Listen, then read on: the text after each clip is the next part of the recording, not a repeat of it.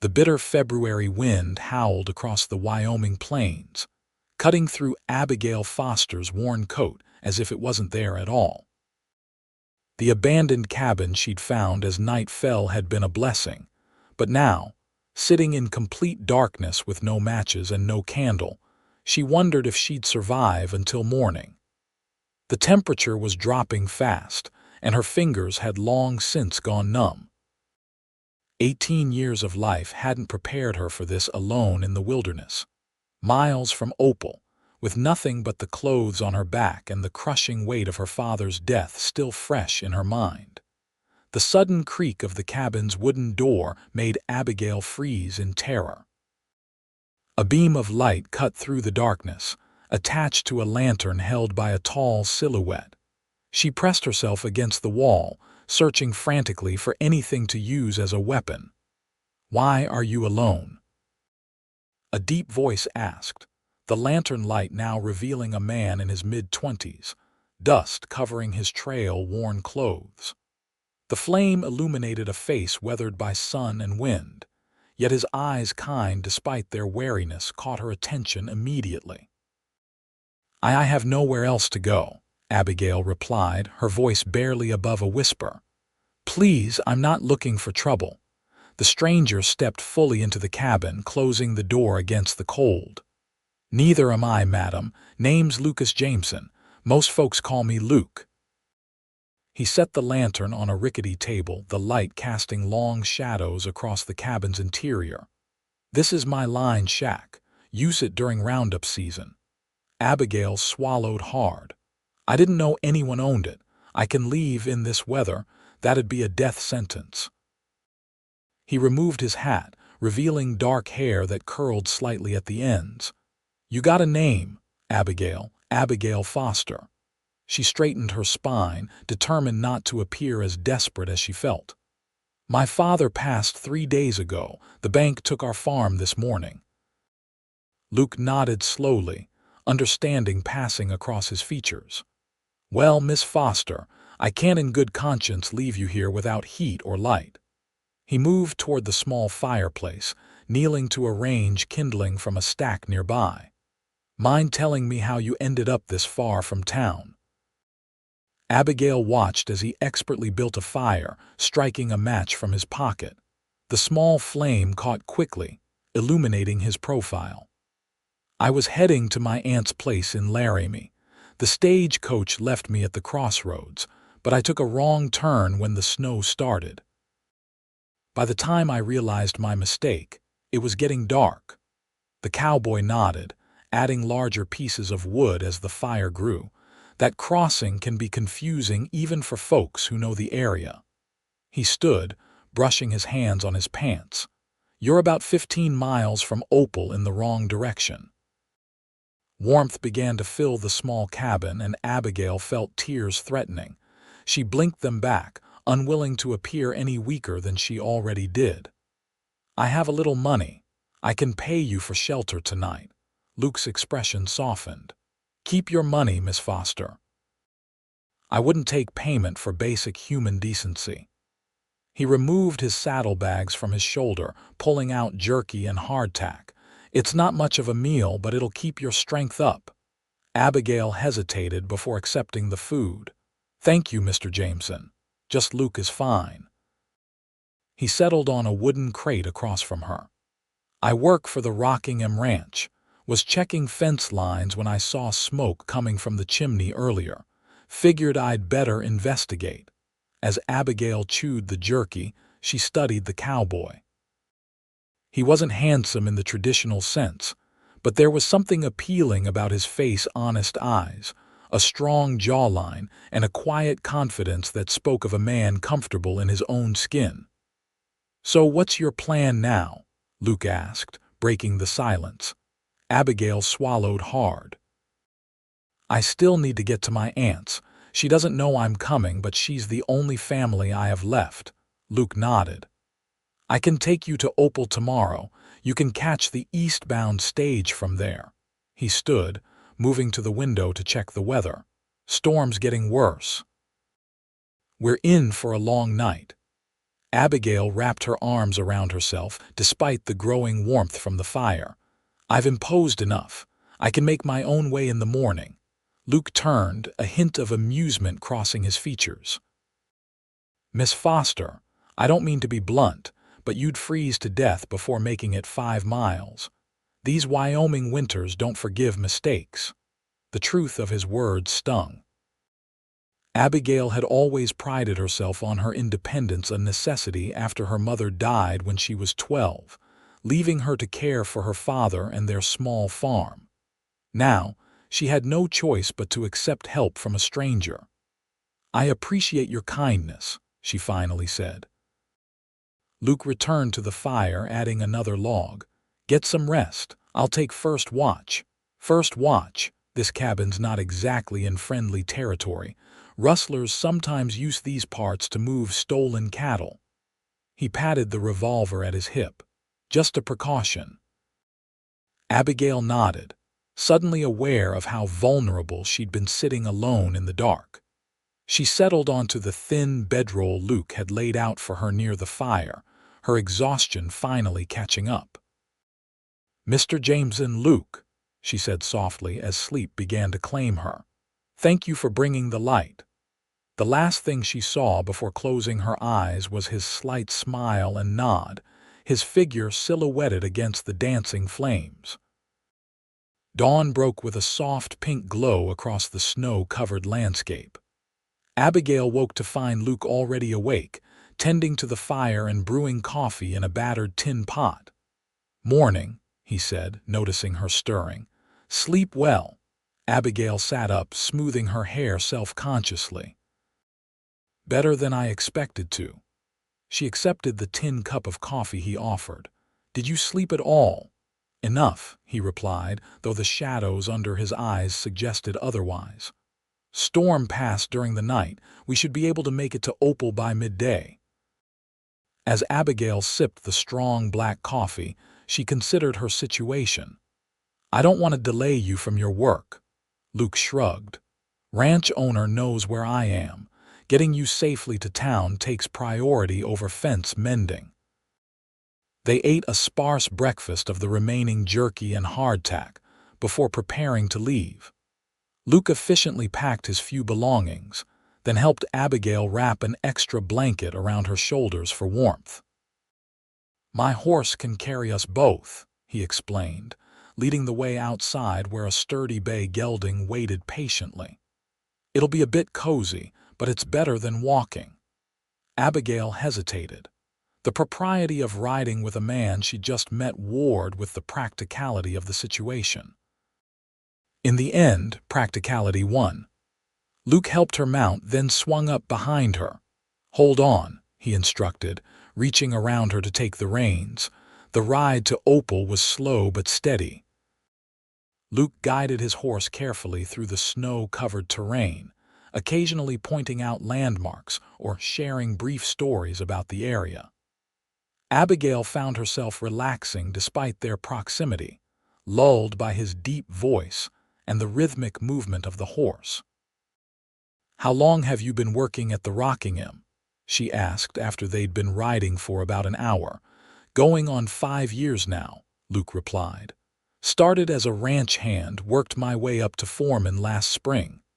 "That's impressive for someone your age." She felt his chuckle rumble through his chest. "I'm 27, Miss Foster. Been working cattle since I was 14. Please call me Abigail," she said. "After sharing a cabin and now a horse, formalities seem a bit unnecessary."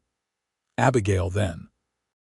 The way he said her name, slow and deliberate, sent an unexpected warmth through her.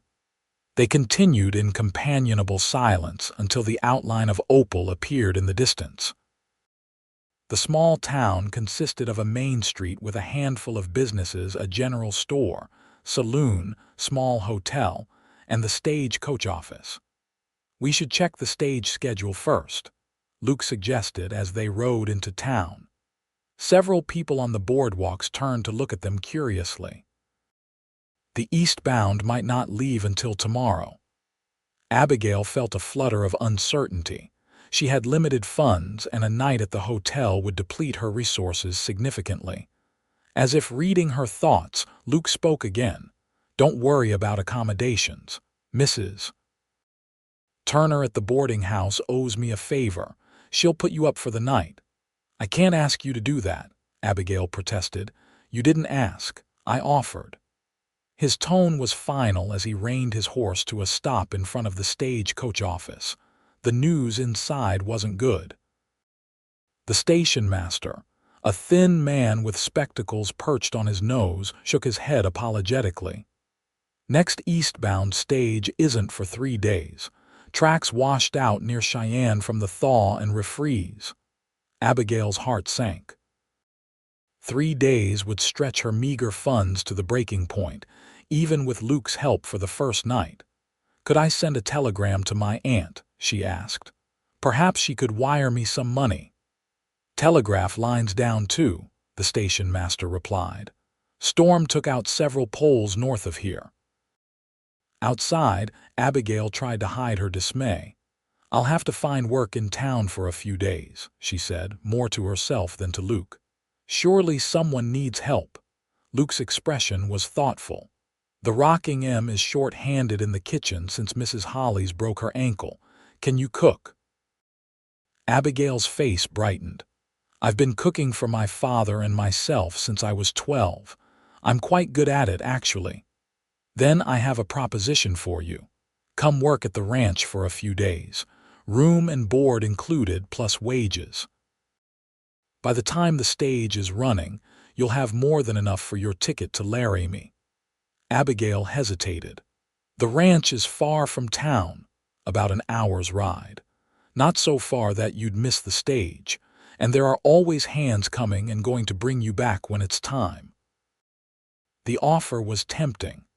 Working would be better than sitting idle in a boarding house watching her money dwindle, and something about Luke made her trust him despite their brief acquaintance. "All right," she decided. "I accept your offer." Relief crossed Luke's features. "Good, Mrs. Marshall, the owner's wife, will be pleased.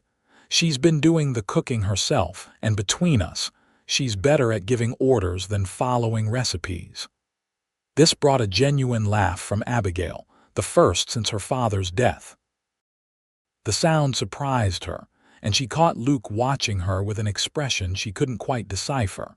They stopped at the general store for a few essentials: a comb, soap, and a spare set of clothing for Abigail.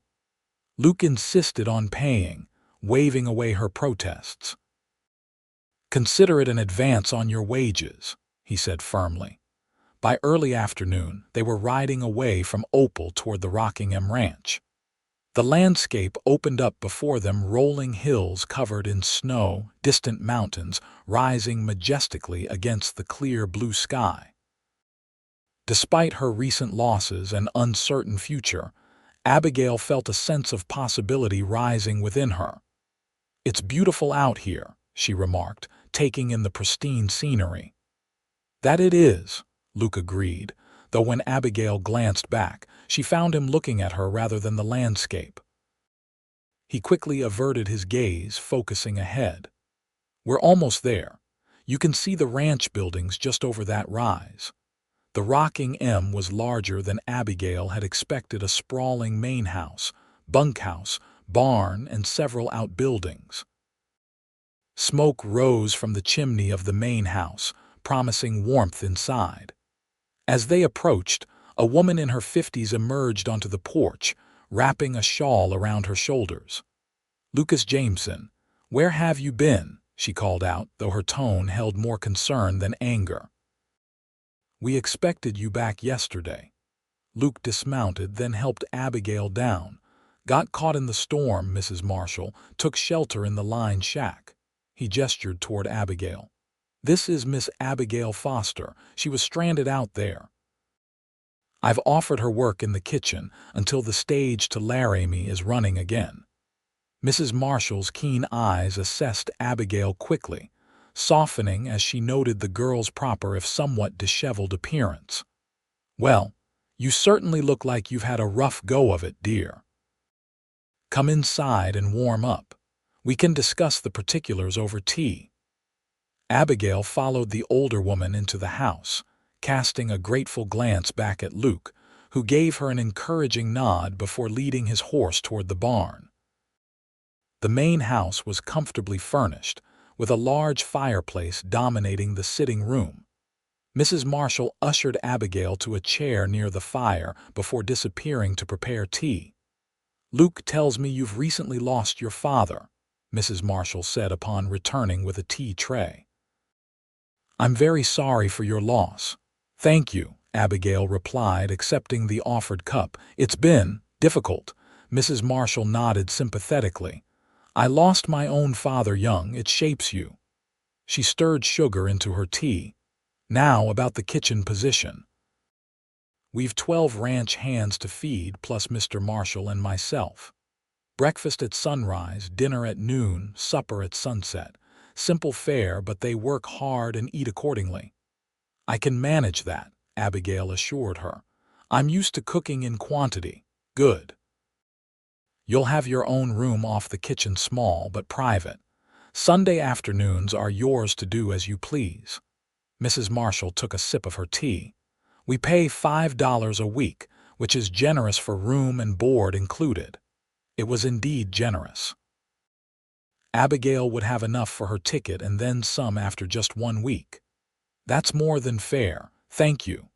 "Don't thank me yet," Mrs. Marshall said with a wry smile. "Wait until you've cooked for 12 hungry cowboys. They can be particular about their food, if not their manners." After finishing their tea, Mrs. Marshall showed Abigail to her room, a small but clean space with a narrow bed, washstand, and a small window overlooking the yard. "Get settled in. Supper preparation begins in an hour." Left alone, Abigail unpacked her few belongings and washed away the dust of travel as best she could. As she changed into her clean clothes, she caught herself wondering if Luke would be at supper, then chided herself for the thought. He was simply being kind to someone in need, nothing more. The kitchen was larger than the one at her father's farm, with a massive iron stove, long preparation table, and shelves stocked with provisions. Mrs. Marshall gave her a brief tour before leaving her to prepare the evening meal, a hearty beef stew with biscuits that Abigail could make with her eyes closed. By the time the ranch hands began filing in for supper, the kitchen was filled with delicious aromas. Abigail served from a large pot at the stove as the men took their places at the long table in the adjacent dining room. She recognized Luke immediately, though he'd cleaned up since their arrival, his hair still damp from washing. "Miss Foster's cooking tonight," Mrs. Marshall announced. "And I expect you all to show proper appreciation and manners." A chorus of "Yes, madam" followed, along with curious glances toward Abigail. She kept her eyes down, focusing on serving, though she felt Luke's gaze linger longer than the others. The meal was received with enthusiasm, several of the men complimenting her cooking between mouthfuls. Luke said little, but when Abigail finally met his eyes across the room, he gave her a nod and a small smile that somehow meant more than all the verbal praise combined. After the meal, as Abigail was washing dishes, Luke appeared in the kitchen doorway. "Need any help?" he offered. "I'm nearly finished, but thank you," she replied, surprised by his offer. "Shouldn't you be resting? You barely slept last night." "I'm used to long days." He leaned against the door frame. "Just wanted to make sure you're settling in all right." Abigail wiped her hands on her apron. "Everyone's been very kind. Mrs. Marshall is quite a character." Luke chuckled. "That she is. Been running this place alongside Mr. Marshall for 30 years. Some say she's the real boss. I believe it." Abigail hung the dish towel to dry. "Thank you again for bringing me here. It was providential." "Providential," Luke repeated thoughtfully. "That's a good word for it. I don't usually check that line shack in winter." Their eyes met, and something passed between them, an acknowledgement of the strange circumstances that had brought them together. Before either could speak again, one of the ranch hands called for Luke from outside. "Duty calls," he said with a slight shrug. "Sleep well, Abigail." "You too, Luke," she replied softly, watching as he disappeared into the gathering darkness. The next few days fell into a rhythm. Abigail rose before dawn to prepare breakfast, spent the morning baking bread and preparing dinner, then used the afternoon to start supper and handle other kitchen tasks. The work was demanding but satisfying, and she found herself enjoying the ordered simplicity of life at the Rockingham. Luke's schedule kept him busy from sunrise to sunset, though he made a point of exchanging a few words with her at mealtimes. Abigail told herself not to read too much into his attention. He was merely checking on the stranded traveler he'd rescued. Yet she couldn't deny the flutter in her chest whenever he entered a room. On her third evening at the ranch, Abigail was kneading bread dough for the next day's meals when Mrs. Marshall joined her in the kitchen. "You've been a godsend, Abigail," the older woman said, watching her work. "The men are eating better than they have in months." Abigail smiled. "I'm glad to be useful. It helps keep my mind off everything else." Mrs. Marshall nodded understandingly. "Loss has a way of following you around like a shadow, but shadows fade with enough light." She moved to help prepare vegetables for the next day's stew. "I've noticed Luke taking an interest in you." The comment caught Abigail off guard, and she nearly dropped the dough. "Oh, he's just being kind. He feels responsible for me after finding me in that cabin." Mrs. Marshall's knowing expression suggested she thought otherwise. "Luke Jameson doesn't make a habit of bringing stranded women to the ranch. In fact, he's kept mostly to himself since coming here 5 years ago." Abigail didn't know how to respond to that, so she focused on shaping the dough into loaves. "He mentioned he started working here young." "Yes, showed up looking for work after leaving home in Colorado. Never said much about his past, but he's proven himself a good man, honest, hardworking, fair-minded." Mrs. Marshall sliced carrots with practiced efficiency. "The kind of man a sensible woman might consider if she were looking." "Mrs. Marshall," Abigail protested, her cheeks warming. "I'm only here temporarily. I have to get to my aunt's in Laramie." "Of course, dear," the older woman replied, though her smile suggested she wasn't entirely convinced. "Though I must say, good cooks are hard to find in these parts, and good women even harder, according to my husband." Before Abigail could formulate a response, the kitchen door opened and Luke himself appeared, as if conjured by their conversation. He stopped short at the sight of the two women, glancing between them with suspicion. "Everything all right? You both look flushed." "Perfectly fine, Mrs. Marshall answered smoothly. "Just kitchen heat. Did you need something, Lucas?" "Mr. Marshall wanted me to tell you the telegram lines are up again. Stage should be running by tomorrow or the day after." He delivered this news while looking at Abigail, his expression unreadable. "That's good news," Abigail said, though she felt a surprising reluctance at the thought of leaving. "I should send a wire to my aunt." "I can take you into town tomorrow," Luke offered. "Have some business there anyway." Mrs. Marshall looked between them with barely concealed amusement. "What a coincidence. I was just telling Abigail how nice it would be if she could stay on. Mrs. Hollis's ankle will take weeks to heal properly." Luke's eyebrows rose slightly. "Is that so?" Abigail busied herself with placing the bread loaves in pans. "It's very kind, but my aunt is expecting me." "Well, think on it," Mrs. Marshall said, patting Abigail's arm before heading toward the door.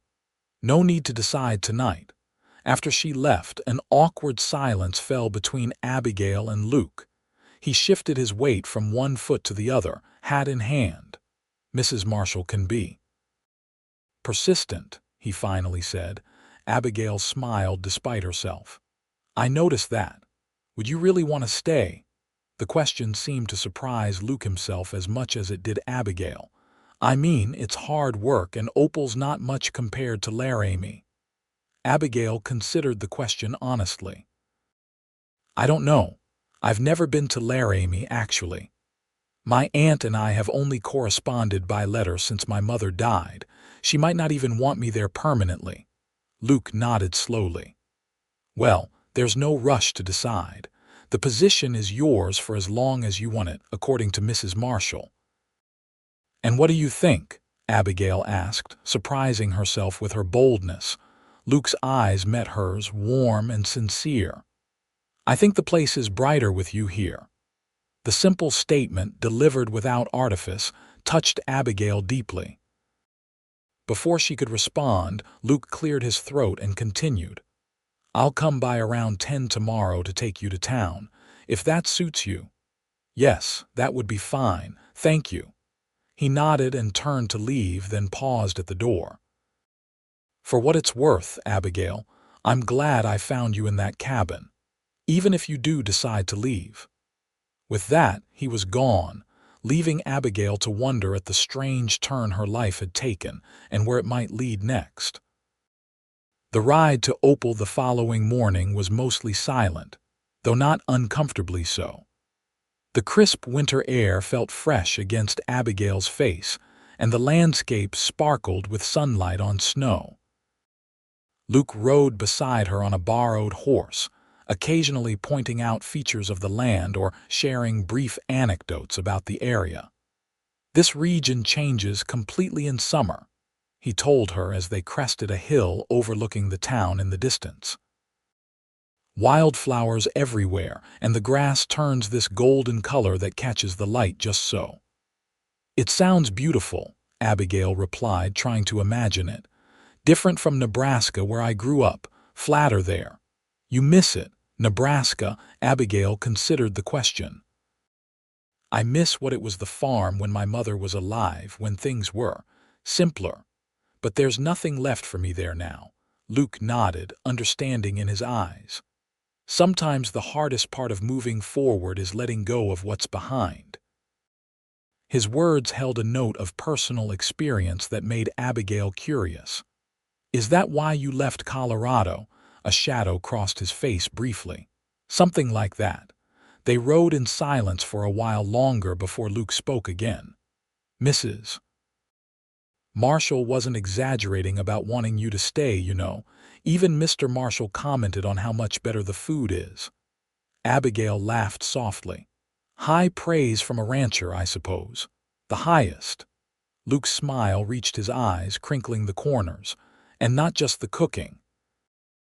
You've brought something to the place, a kind of, I don't know, warmth that wasn't there before. The compliment made Abigail's cheeks flush.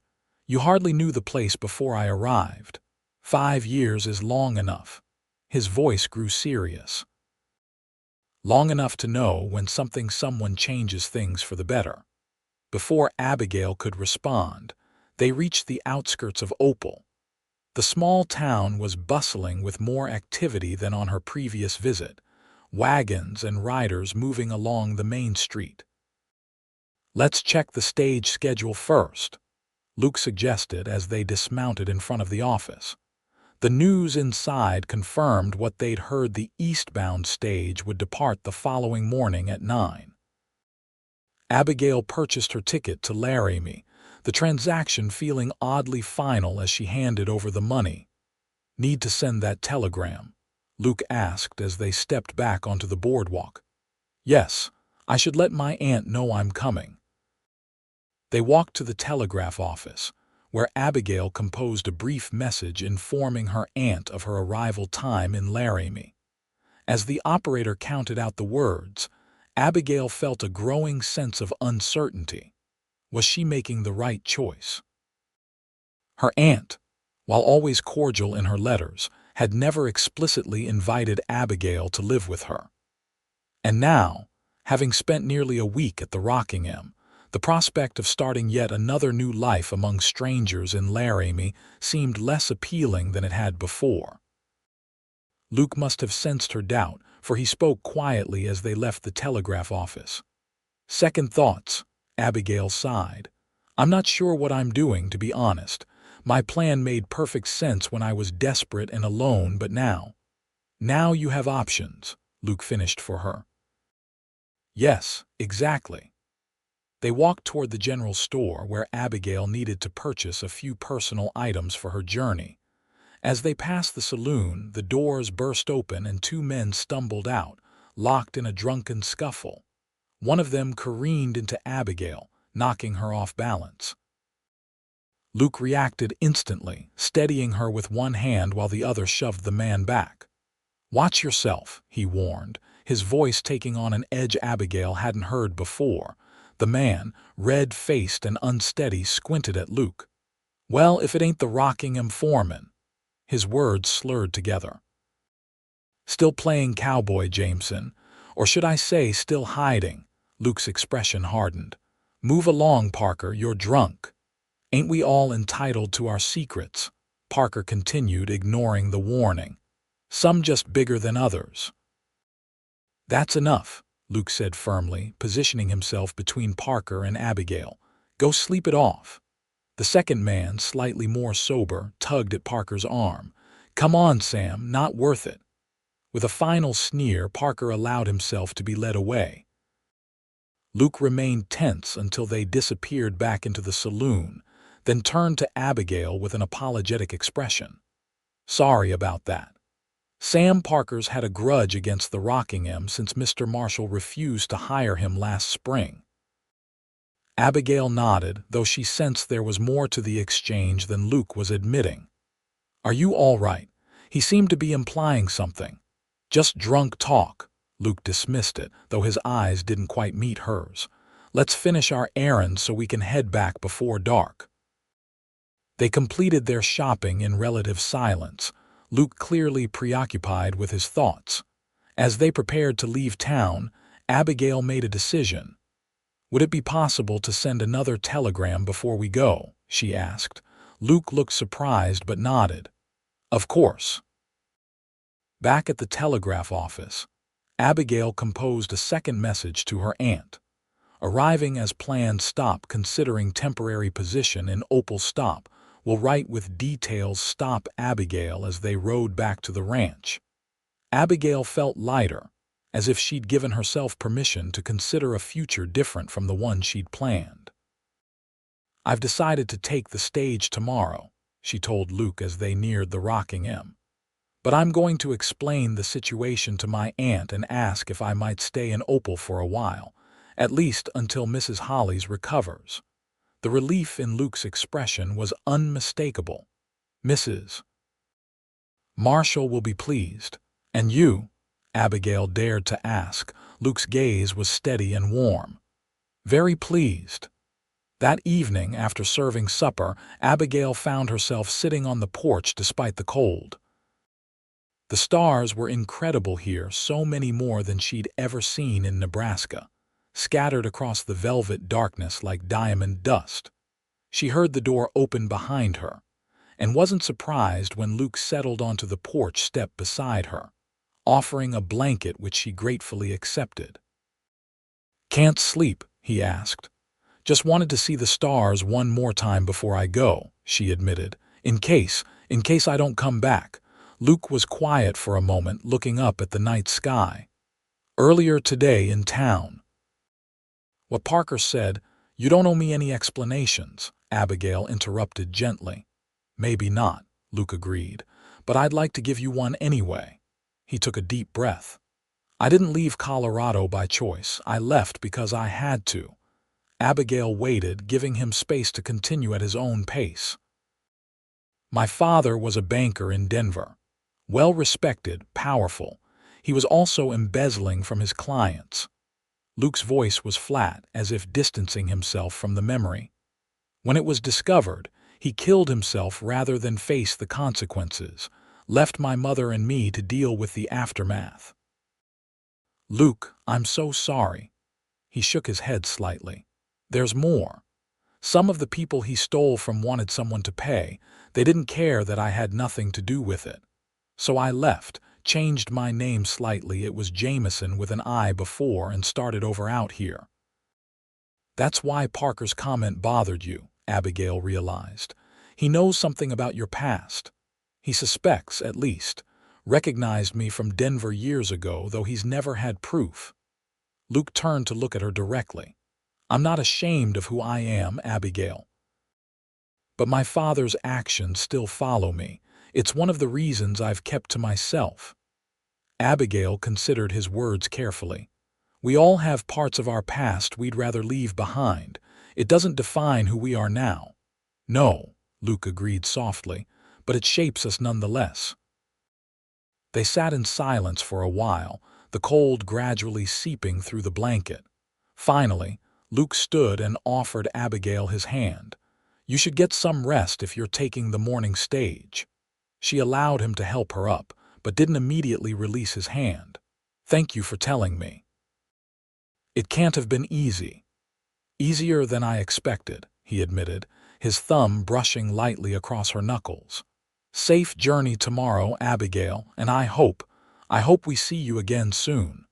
The stage to Laramie departed Opal precisely at 9 the next morning. Abigail sat beside an elderly woman returning from visiting her grandchildren, half listening to the woman's cheerful chatter as the Wyoming landscape rolled past the window. Her mind kept returning to the rocking M, to Mrs. Marshall's kindness, to the satisfaction of cooking meals that were appreciated, to the sense of belonging she'd begun to feel in just a few days. And to Luke, with his quiet strength and unexpected vulnerability.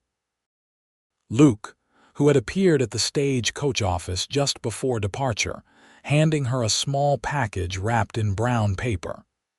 "Just something for the journey," he'd said gruffly, looking uncomfortable with the gesture. Inside, Abigail had found a small leather-bound journal and pencil, along with a note in neat, precise handwriting for recording new beginnings wherever they may lead. LJ. The simplicity of the gift had touched her deeply. Now, as miles stretched between them, Abigail found herself opening the journal, the blank pages representing possibilities she hadn't considered a week ago. Her aunt's house in Laramie was a tidy 2-story affair on a tree-lined street, comfortable without being ostentatious. Augusta Foster, a handsome woman in her early 50s with silver-streaked dark hair, greeted Abigail with genuine warmth.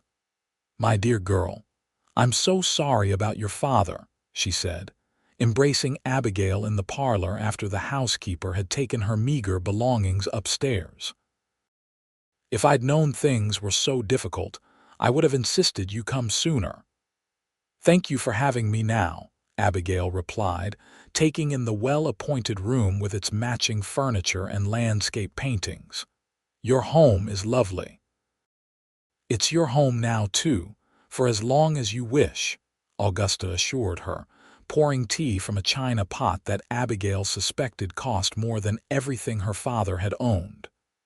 "Though I must admit, I was intrigued by your telegram about a position in Opal. I wasn't aware you knew anyone there."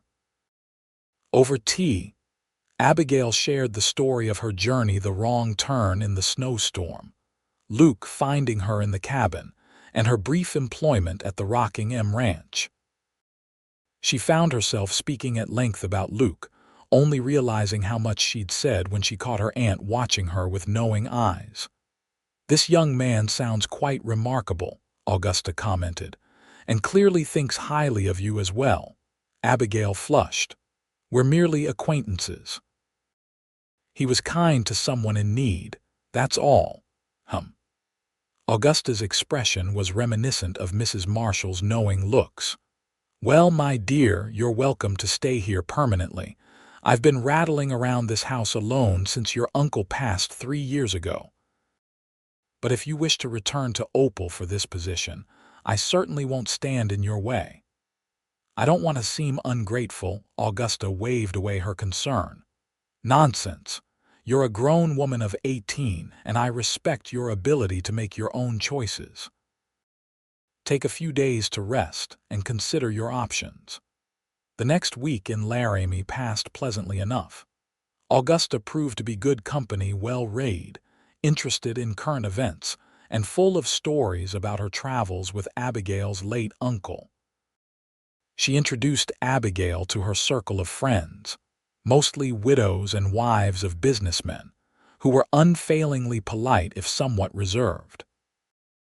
Laramie offered comforts Abigail hadn't experienced since childhood: hot running water, electric lights, shops selling luxuries her father's farm could never have afforded.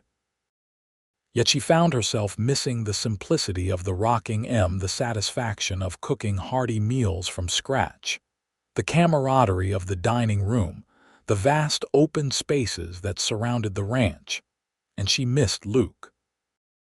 His quiet presence, his thoughtfulness, the way his rare smiles transformed his face.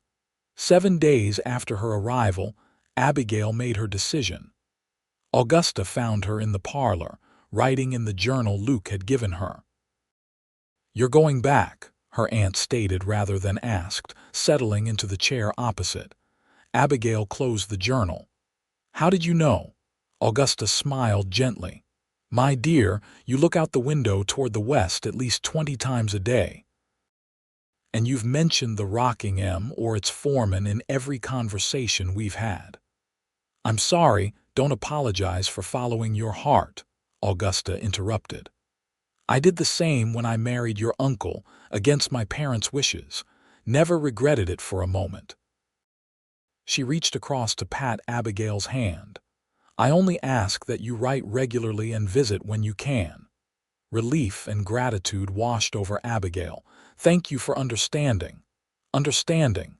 My dear, I'm envious," Augusta confessed with a mischievous twinkle. "Adventure, meaningful work, and a handsome cowboy. It sounds like something from a dime novel." They both laughed, and Abigail felt the last of her uncertainty melt away. The next morning, she boarded the westbound stage with a new carpet bag containing several dresses Augusta had insisted on having made for her, along with a generous cash gift for emergencies. The return journey seemed much shorter than the trip to Laramie had been. As the stage rolled into Opal late on the second day, Abigail felt a curious sense of homecoming, though she'd spent less than 2 weeks in the area. She took a room at the small hotel, planning to hire a wagon to take her to the Rockingham the following morning. After a simple dinner in the hotel's dining room, she was preparing for bed when a knock came at her door. "Who is it?" she called, wrapping a shawl around her shoulders. "Luke Jameson." Her heart leapt at the sound of his voice. Checking her appearance quickly in the small mirror, Abigail opened the door to find Luke standing in the hallway, hat in hand, looking simultaneously nervous and hopeful. "You're back," he said simply. "I'm back," she confirmed, unable to suppress her smile. "How did you know, Mrs.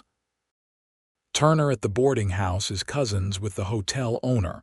Word travels fast in small towns." He shifted his weight slightly. "I hope you don't mind me calling so late." "Not at all." She hesitated, then stepped aside. "Would you like to come in?" "Just for a moment," she added hastily, aware of propriety. Luke entered, leaving the door partially open, a concession to reputation. In the small room he seemed larger somehow, his presence filling the space. "How was Laramie?" he asked. "Lovely. My aunt was very welcoming."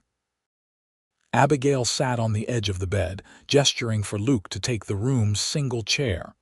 "But I realized something while I was there." "What's that?" "That sometimes what looks perfect on paper isn't what's perfect for you." She met his gaze steadily.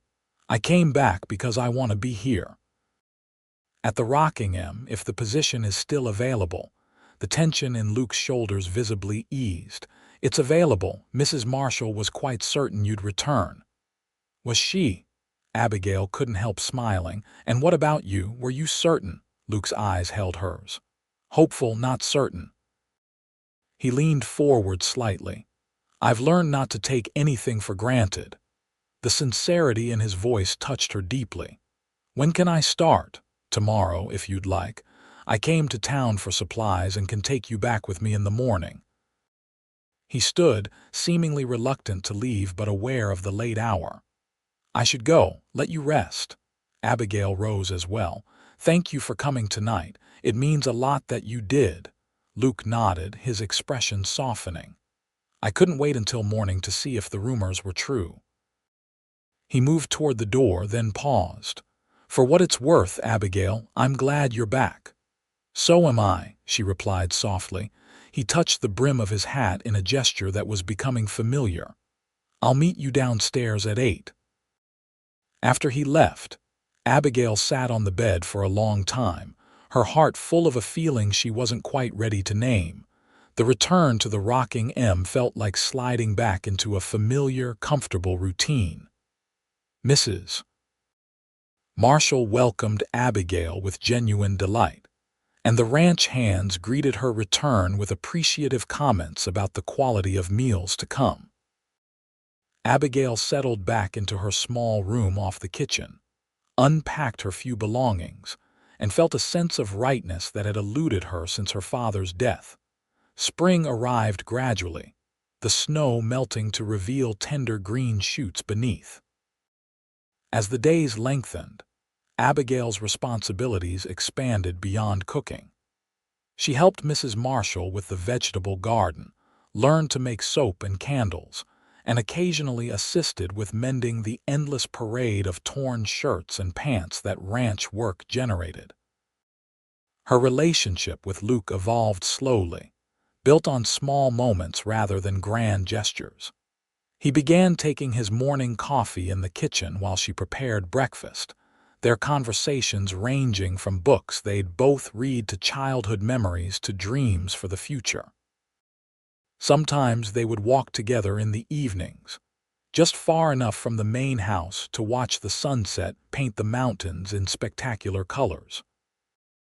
One such evening in late April, as they stood watching the sky transform from blue to gold to deep rose, Luke spoke of something that had clearly been on his mind. "Mr. Marshall has offered me a partnership in the ranch," he said, his eyes on the distant horizon. "A small share now with the opportunity to buy more over time." Abigail turned to him, delighted. "Luke, that's wonderful. You've certainly earned it.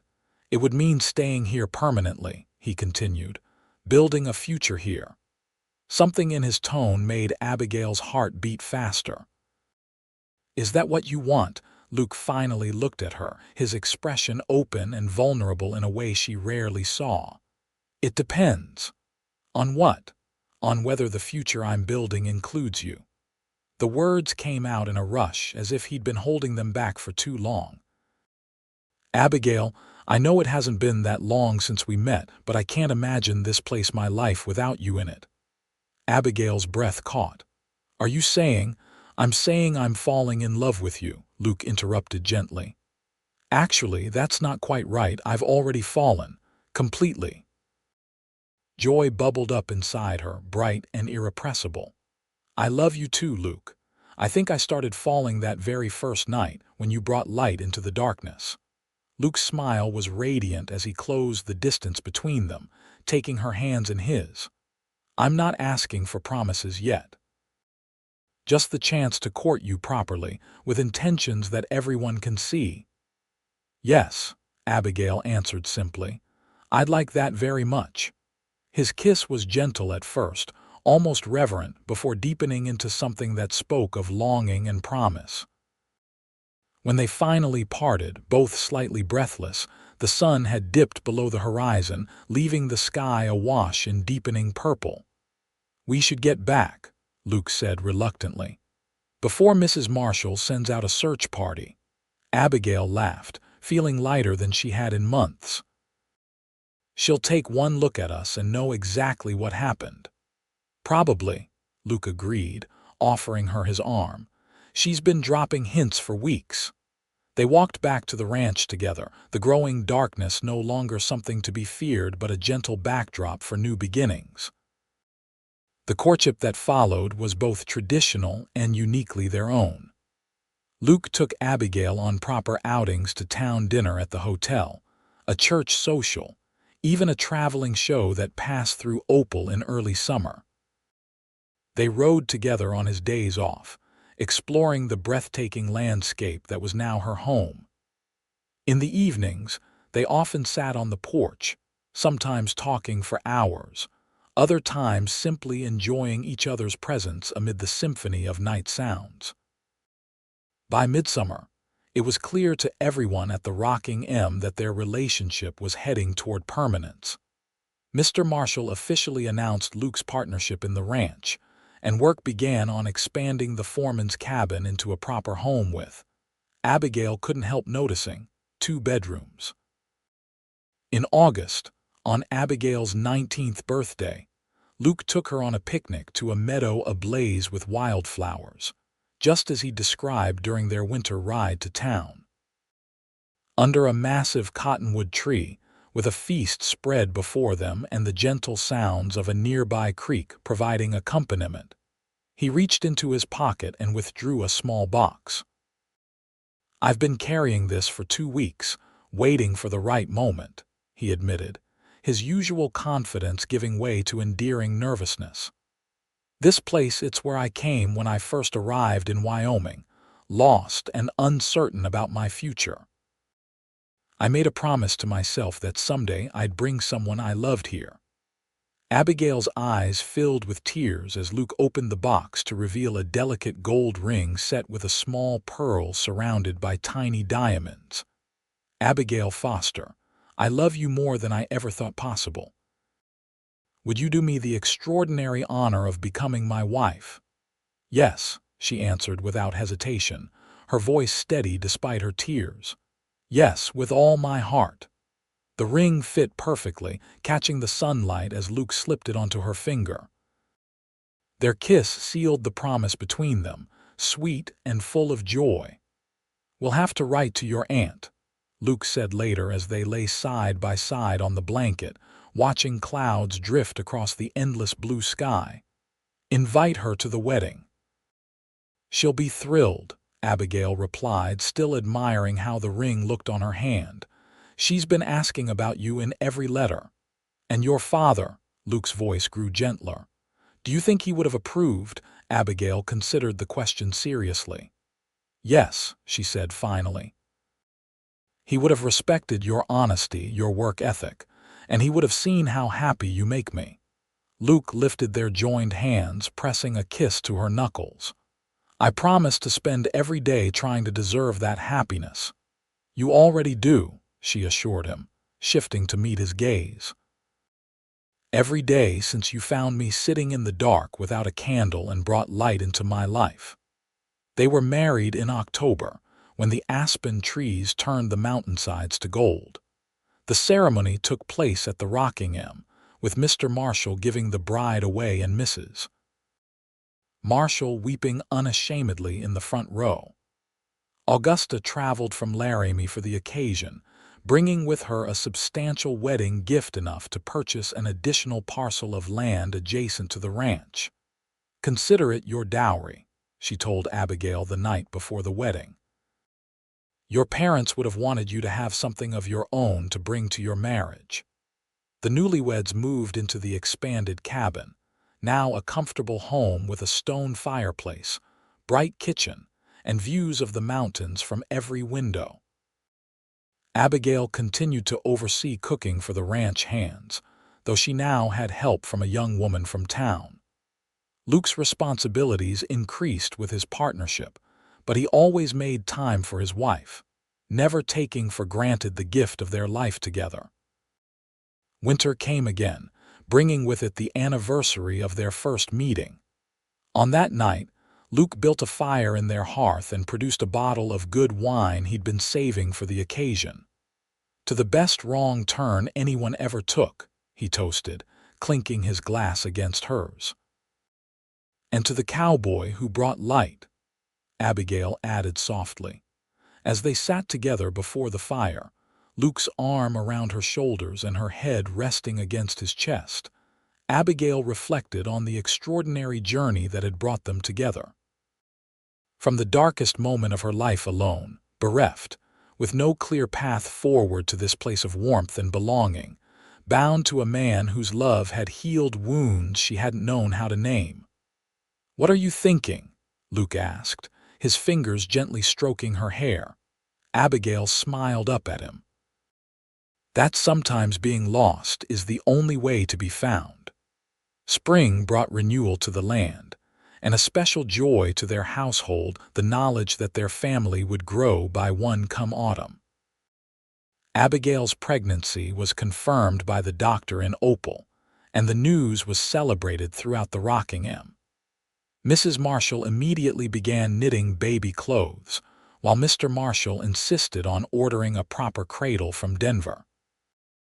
Luke's reaction to the news had been everything Abigail hoped for: initial shock giving way to wonder, then pure joy that manifested in lifting her off her feet and spinning her around their kitchen, before setting her down with sudden concern for her condition. "Are you all right?" "I shouldn't have done that," he fretted, hands hovering uncertainly. Abigail laughed, placing his palm against her still flat stomach. "I'm not made of glass, Luke. The baby and I are perfectly fine."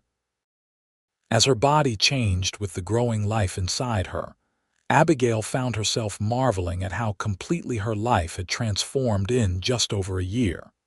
From a grieving daughter with nothing but uncertainty ahead, to a beloved wife, respected member of the ranch community, and soon to be mother. Luke proved to be an attentive, if sometimes overly cautious, husband during her pregnancy. He insisted on taking over her heavier kitchen duties, recruited additional help from town, and somehow always appeared when she needed to climb stairs or lift anything heavier than a teacup. Abigail accepted his concern with good humor, knowing it stemmed from love. Their son was born on a crisp September day, arriving after a labor that tested Abigail's endurance but ultimately rewarded her with the most profound joy she had ever known. They named him Thomas William Jameson Thomas, after Abigail's father, William after the doctor whose skilled hands had guided him safely into the world. "He has your eyes," Luke whispered, as he held his son for the first time, awe and disbelief mingling in his expression. "And hopefully your sweet nature. And your determination," Abigail added, exhausted but radiant. "Did you see how he came into the world, already knowing exactly what he wanted?" Life settled into a new rhythm, one dictated by feedings and diaper changes, by a tiny person whose needs came before all else. The challenges of new parenthood were real, but faced together, they only strengthened the bond between Abigail and Luke. On Thomas's first birthday, as family and friends gathered at their home to celebrate, Abigail found herself watching Luke as he proudly showed off their son's newfound walking skills. The love that flooded her heart in that moment was almost overwhelming in its intensity, love for this man who had literally brought light into her darkest hour, who had offered her not just safety, but a future filled with purpose and joy. Later that night, after the guests had departed and Thomas slept peacefully in his crib, Abigail and Luke stood together on their porch under a canopy of stars, his arms wrapped around her from behind. "Happy," he murmured against her hair. "Completely," she replied, leaning back against his solid warmth. "More than I ever imagined possible." Luke turned her in his arms, his expression serious despite the contentment in his eyes. "You know, not a day goes by that I don't think about how close I came to not finding you that night. If I decided to check the fence line a day later." "But you didn't," Abigail reminded him, placing her palm against his cheek. "You were there exactly when I needed you most." "Some might call that coincidence," Luke said thoughtfully, "but I've come to think of it as something more. A blessing I'll never take for granted." As their lips met beneath the vast Wyoming sky, Abigail silently echoed the sentiment. From darkness to light, from solitude to connection, from uncertainty to purpose, their journey together had only just begun, but already held more happiness than she had dared to hope for when sitting alone in that dark cabin, waiting for dawn. The years that followed brought both joys and challenges to the Jameson family. The Rocking M prospered under the partnership of Mr. Marshall and Luke, eventually allowing Luke to purchase a full quarter interest in the operation. Thomas grew from a determined toddler into a curious, kind-hearted boy with his father's quiet strength and his mother's compassionate nature. When Thomas was 4, the family welcomed a daughter, Elizabeth Augusta, named for both grandmothers. With her arrival, their home felt complete, filled with the chaotic energy of young children and the deep, abiding love that had begun that winter night in an abandoned cabin. Abigail continued to oversee the ranch's kitchen operations, though as the children grew, she found creative ways to balance work and family. She established a small school for the ranch hands' children, teaching basic reading and arithmetic alongside Thomas and Elizabeth's lessons. The one-room schoolhouse, built by Luke and the Hands as a birthday gift for Abigail, became a source of pride for the entire Rocking M community. Through it all, the bond between Abigail and Luke only deepened. Their love story, which had begun with a simple question, "Why are you alone?" had evolved into a partnership that weathered every storm, celebrated every triumph, and found beauty in the ordinary moments that made up their extraordinary life together. On their 20th wedding anniversary, Luke surprised Abigail with a journey back to the line shack where they'd first met. Restored and improved over the years, it now served as an occasional retreat for the couple when they needed time away from the responsibilities of the ranch. As they sat before a crackling fire, their hands intertwined as naturally as breathing, Luke presented Abigail with a small wooden box crafted by his own hands. Inside lay a delicate gold locket containing miniature portraits of Thomas and Elizabeth on one side and Luke on the other. "So you'll always have light with you," he explained as he fastened it around her neck, "even in the darkest times." Abigail touched the locket reverently, then leaned forward to kiss her husband with all the love that 20 years had only strengthened. "You've never stopped bringing light into my life, Luke Jameson. Not for a single day." Outside, snow began to fall softly, blanketing the Wyoming landscape in pristine white, a reminder of the winter that had brought them together and the warmth they had created that no storm could ever extinguish.